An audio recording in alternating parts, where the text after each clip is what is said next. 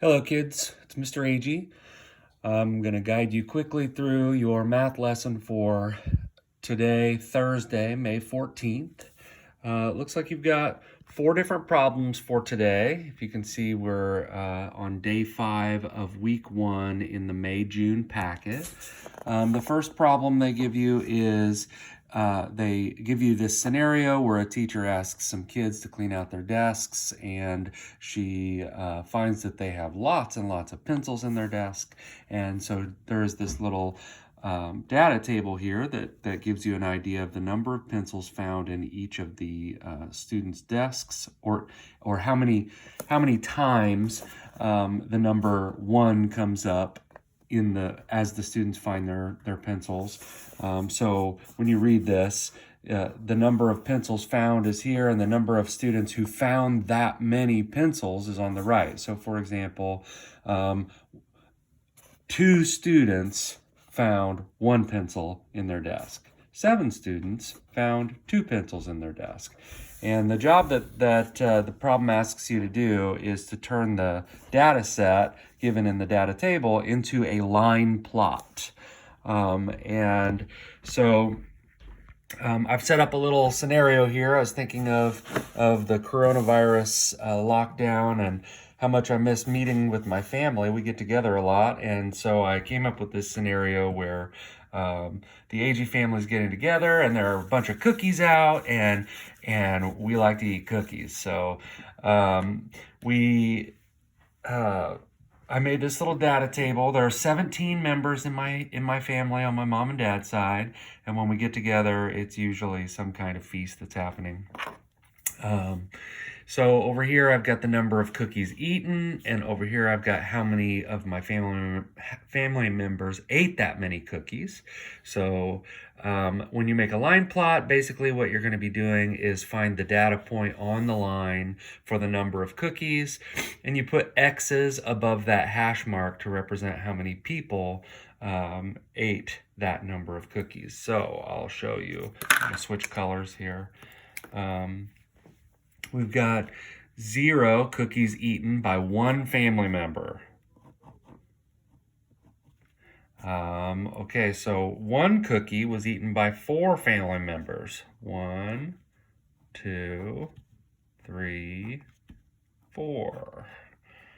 2 cookies were eaten by 3 family members. 1, 2, 3. 3 cookies were eaten by 5 family members. 1, 2, 3, 4, 5. 4 cookies were eaten by 3 family members. 2, 3, 4. I'm sorry, 1, 2, 3. And let's see, 5 cookies were eaten by 0 family members. So nobody in my family had 5 cookies. And 6 cookies were eaten by 1 person. And so when I add it all up, I should get a total that matches the total of the number of people when I count up the X's. I know I've got 17 members in my family, so 1, 2, 3, 4, 5, 6, 7, 8, 9, 10, 11, 12, 13, 14, 15, 16, 17.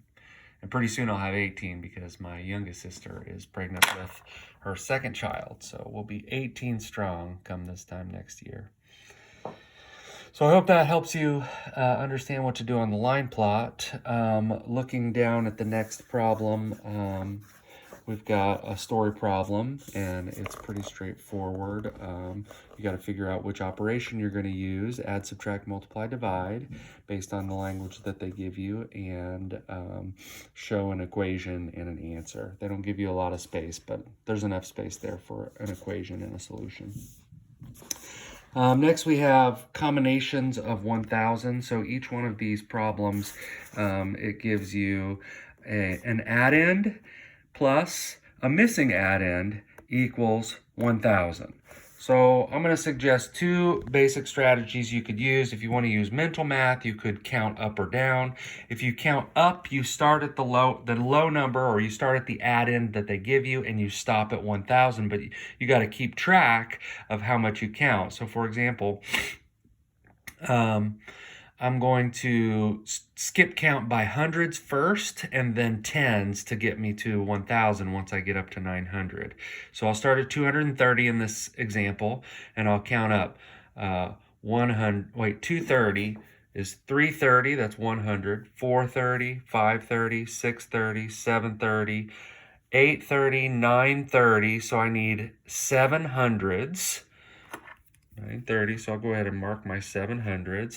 And then, so 30, counting up to 1,000, 40, 50, 60, 70, 80, 90, 1,000. So I needed 7 tens, which is the same thing as 70. So that would be using a count up strategy. Count down strategy, I would end up with 770 as well. I would count down to 300, like this, 1,000, 900, 800, 700, 600, 500, 400, 300. And then, so I'd mark my 7 in the hundreds place there, and then I would count down from 300 to 230. So I'd say 290, 280, 270, 260, 250, 240, 230, gives me 70. Another foolproof way to solve this problem is to find the missing part using the inverse operation, which means for addition, you flip around the numbers and you use subtraction. So I would start with the sum, and I would take away the part that's given, the add-in that's given here. So I would write my problem like this: 1,000 minus 230,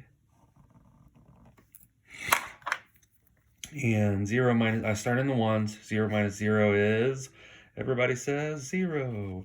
0 minus 3 is -3, but we know in this algorithm we can't do that, so we've got to come over here and try to borrow, but there's nothing there, so we got to go one more column over.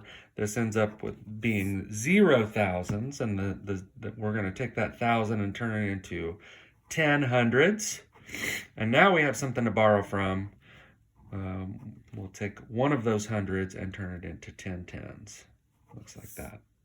So we've got 10 minus 3 is 7, 9 minus 2 is 7, and there's nothing left in the thousands place. Two different strategies get to the same answer. 3 strategies really, and there are other ways to do it as well. But hope this helps you, and good luck, have fun, and I'll see you in a little bit.